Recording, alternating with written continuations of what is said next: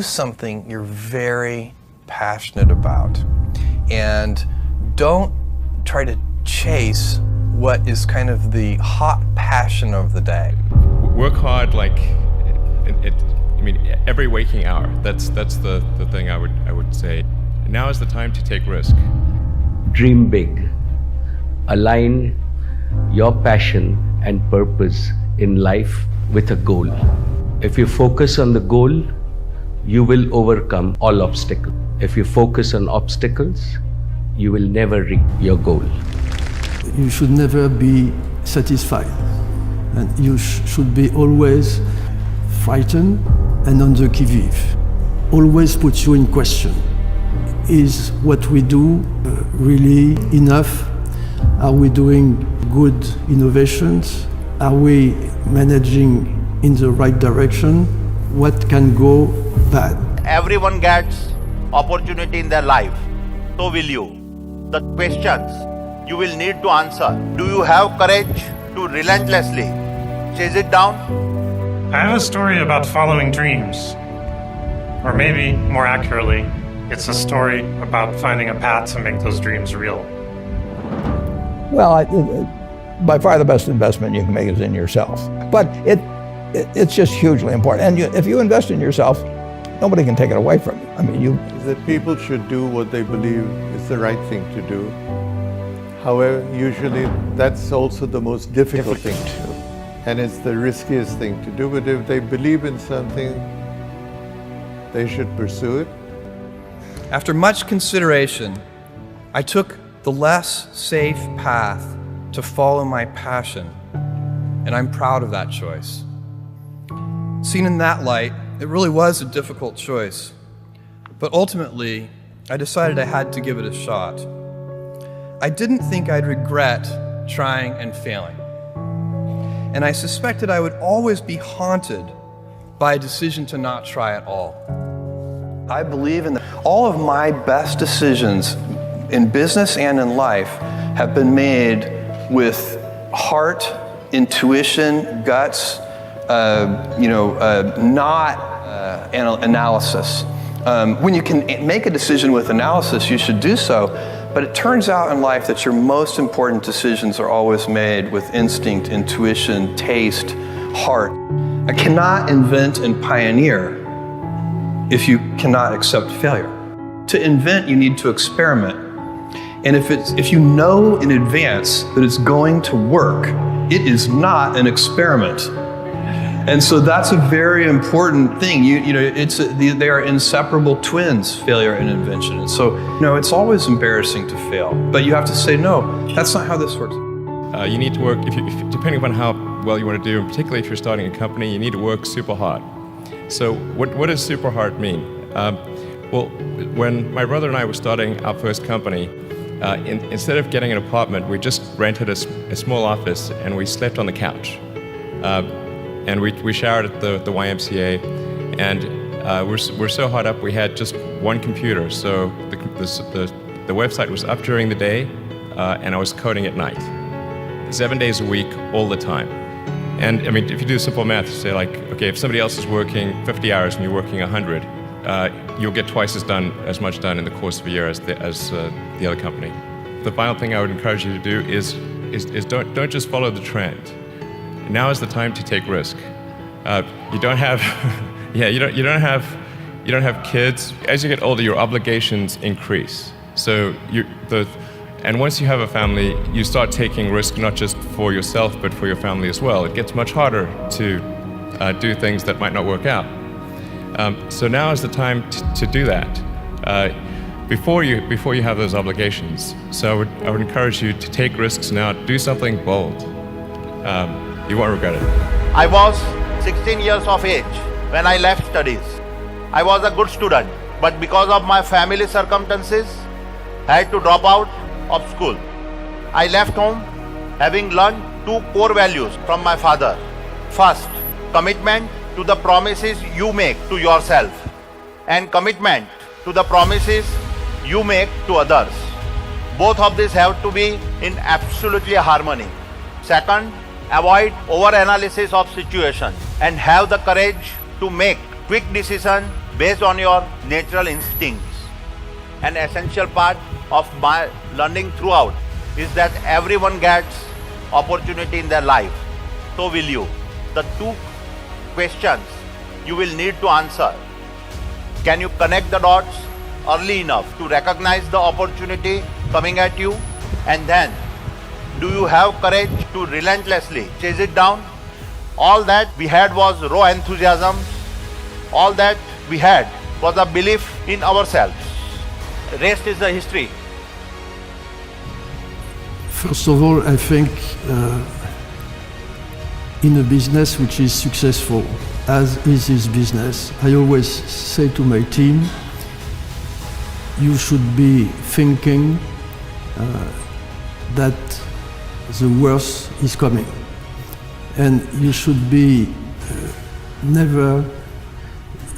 you should never be satisfied. In a way, the state of mind is to be positive, paranoid. And always in a situation, think of what can go wrong. So on one hand, we try to be thinking of the worst, but on the other hand, we are optimistic. I try to be optimistic long term, but pessimistic short term. And that's a good state of mind, I think. I had learned to program in college. I didn't love programming, but it was fun and I was good at it. At this point in my life, I thought I was making real progress on my journey of self-discovery. I had found a cause. I was pretty happy with my life. My wife was not. What she saw was a college dropout who spent too much time in the mountains doing foolish things. She wanted me to work full-time as a computer programmer or go back to college and finish my degree. We compromised, sort of. I took several classes, but the only one I can remember was a sailing class taught at Berkeley Marina. Once again, I fell in love and began a lifelong affair with the limitless, omnipotent Pacific Ocean. When my class was over, I wanted to buy a sailboat. My wife said this was the single stupidest idea she had ever heard in her entire life. She accused me of being irresponsible, and she told me I lacked ambition. She kicked me out, and then she divorced me. This was a pivotal moment in my life. My family was still mad at me for not going to medical school, and now my wife was divorcing me because I lacked ambition. It looked like a reoccurrence of the same old problem. Once again, I was unable to live up to the expectations of others. But this time, I was not disappointed in myself for failing to be the person they thought I should be. I had discovered things that I loved. Their dreams and my dreams were different. I would never confuse the two of them again. Is that people should do what they believe is the right thing to do. However, usually that's also the most difficult thing to do. And it's the riskiest thing to do. But if they believe in something, they should pursue it. Nobody has ever achieved anything big in business or in any walk of life without courage. Of course, whenever you do anything big, you do feel a little scared.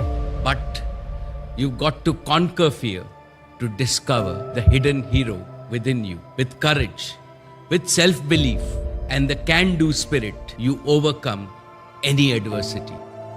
I want to realize that achieving your potential is the quest of the ordinary. Conquering the impossible is your destiny. There is no substitute to hard work. Even more important, to pursue excellence. Aim at being the best. Pursue excellence and success will chase you.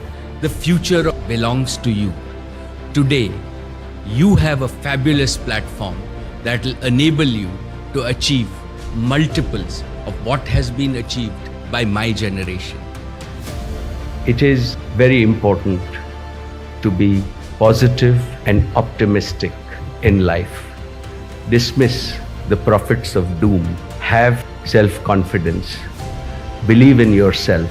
और मेरे साथ confidence से बोलिए कि yes, we can and we will. I got the idea to start Amazon 16 years ago. I was working at a financial firm in New York City with a bunch of very smart people, and I had a brilliant boss I much admired. I went to my boss and told him I was going to start a company selling books on the internet.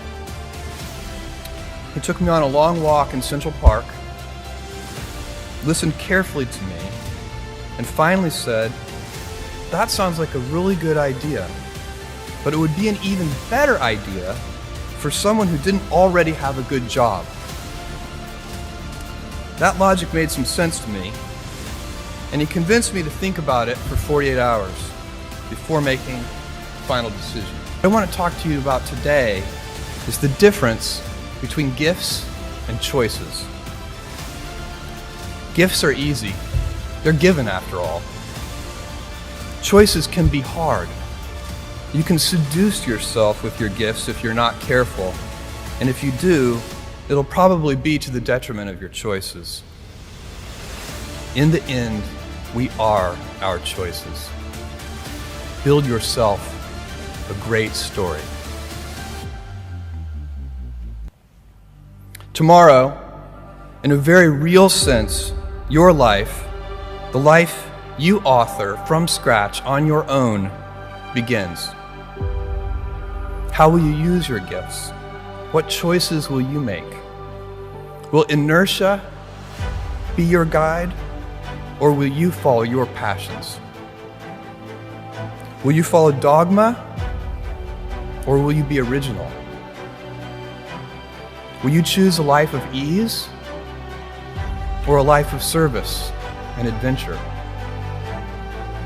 Will you wilt under criticism, or will you follow your convictions? Will you bluff it out when you're wrong, or will you apologize? Will you guard your heart against rejection, or will you act when you fall in love? Will you play it safe, or will you be a little bit swashbuckling? When it's tough, will you give up, or will you be relentless? You know, we all have adversity in our lives. I doubt if you really, if you know somebody, any friend or anybody that you talk to, there's no lack of adversity. And by the way, that's good, because it's what teaches us how to get back up. You fall down, you get back up. It always happens. Sometimes it's important to wake up and stop dreaming. You know what it's like to wake up in the middle of the night with a vivid dream? And you know how if you don't have a pencil and pad by the bed, it will be completely gone by the next morning. I had one of those dreams when I was 23. When I suddenly woke up, I was thinking, what if we could download the whole web and just keep the links? And I grabbed a pen and started writing. And we made a really great search engine, and Google was born. When a really great dream shows up, grab it. But when I started, it was not my intention to build a big company. One crazy idea gave birth to a giant company. I call it a crazy idea because at the time, everyone told me it was a crazy idea. The idea was to build the world's first relational database. The collective wisdom of computer experts was that while relational databases could be built, they would never be fast enough to be useful. I thought all those so-called computer experts were wrong. And when you start telling people that all the experts are wrong, at first they call you arrogant, and then they say you're crazy. So remember this, graduates. When people start telling you that you're crazy, you just might be onto the most important innovation in your life. This is one of those times when the experts were wrong. Arrogance and insanity turned out to be innovation in disguise. The Oracle database proved to be a defining technology at the dawn of the information age. Technology, and especially the internet, can really help you be lazy. Lazy? What I mean is a group of 3 people can write software that then millions can use and enjoy. Can 3 people answer the phone 1 million times? Find the leverage in the world so you can be truly lazy. I know it seems like the world is crumbling out there. It's actually a great time in your life to get a little crazy, follow your curiosity, and be ambitious about it. Don't give up on your dream. The world needs you all. Each of you has a chance to discover who you are rather than who you should be. A chance to live your dreams, not the dreams of others. It is said in the Gita, it is better to live your own destiny imperfectly than to live an imitation of somebody else's life with perfection. Purpose is identified as something that you see as your destiny 10, 20 or 30 years from now. It is my power of purpose that keeps alive my will to win. My young friends, the rate at which science, technology, economics and geopolitics is merging, the only way you stay on top of this by ensuring you are continuously learning. Therefore, develop a passion for learning. This is the only way you never cease to grow. Try to make a difference. When you're a founder or you're the chairman or the leader of a company, every tough decision is a lonely decision. Most of the time it's disagreement on what should be done. Go against your colleagues and do what you believe is right, or fall in line with what they say, which is often a difficult thing because you should be doing what you believe is right. Well, by far the best investment you can make is in yourself. It's just hugely important. And if you invest in yourself, nobody can take it away from you. I mean, for example, communication skills. I tell the students that come, if they just learn to communicate better, both in writing and in person, they increase their value at least 50%. You know, the most important thing is really who you associate with. You want to associate with people that are better than you are. I mean, basically, you'll go in the direction of the people that you associate with, and you want to have the right heroes. You want people, if you want to emulate somebody, you better pick very carefully who you want to emulate. And obviously, you can't pick your parents. They're going to have an enormous influence on you, but you don't get a choice on that. But you get choices as you go down the line, and who you admire, who you want to copy, and the most important for most people in terms of that decision is their spouse. It's also important in terms of a partner in business, but the partner in life is the most important one. You want to pick a spouse that's a little bit better than you are. There are a lot of negative things in the world. There's a lot of terrible things that are happening all over the world, all the time. There are lots of problems that need to get solved. There's lots of things that are miserable and kind of get you down. But life cannot just be about solving one miserable problem after another. That can't be the only thing. There need to be things that inspire you, that make you glad to wake up in the morning and be part of humanity. My young friends, I wish you the best. May all your aspirations come true, and may you take our nation to great heights. And looking at your energy, optimism and self-confidence, I am assured that the future is in good hands. I am thankful to each and every one of you from the bottom of my heart. Soon, many of you will begin a new job. I hope it interests you and challenges you and rewards you with a sense of purpose and satisfaction. But if it doesn't, keep searching. It's out there. It might take a while, but keep searching until you find a job that ignites your passions, like I did. Even better, you just might find one that you love. It is because of each one of you that we are who we are today. I wish and I pray, may good luck and fortune shine on each and every one of you, and may every day be even more fulfilling and rewarding for all of us. All the very best, good luck, God bless, and thank you very much for everything.